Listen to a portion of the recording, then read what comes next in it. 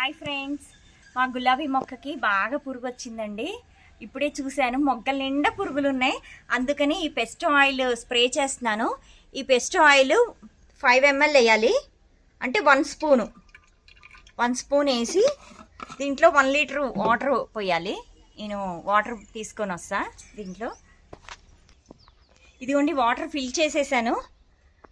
First అది వేసి water పోస్తే దానికి అదే మిక్స్ అయిపోతుంది అనమాట.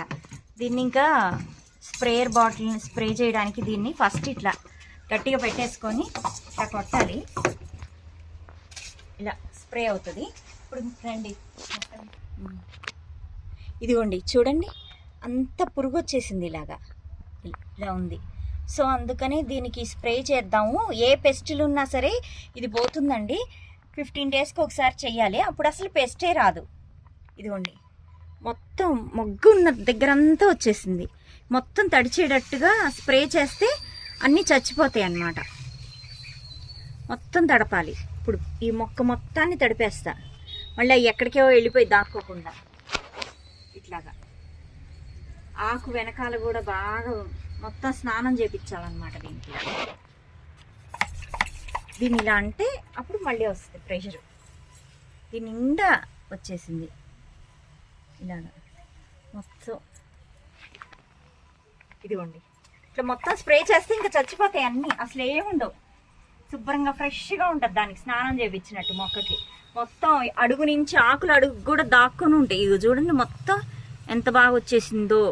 హాయిగా హ్యాపీగా తినేయచ్చు అనుకొని తినేస్తున్నాయి మొత్తం మొక్కని. ఇట్లాగా శుభ్రంగా ఆకులు వెనకాల కూడా తడిచేట్టుగా ఇట్లా ఆకులు వెనకాల దాక్కుంటాయి ఇవి మెయిన్ పురుగులన్నీ. బాగా ఆకులకి ఎక్కువ ఉన్నాయి అనుకోండి, ఈ ఆకుల్ని తుంచేసేయండి. ఇట్లా మొత్తం మొక్క మొత్తాన్ని ఇట్లాగా స్ప్రే చేసేస్తే అన్నీ చచ్చిపోతాయి, ఇంకుండవు ఏమి. అంతే. బాగా ఇలాగా మొగ్గలు వచ్చేటప్పుడు ఎక్కడైతే ఫుడ్ ఉంటుందో అక్కడ వచ్చేస్తాయండి పురుగులు.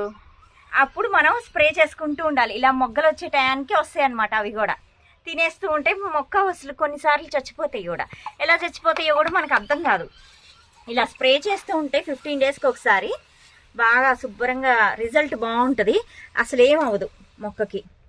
బాగా పూత అన్నీ బాగా వస్తాయి అన్నమాట. ఇలా ప్రతిదీ మన వంకాయ మొక్కకైనా అంతే, టమాటా మొక్కకైనా అంతే.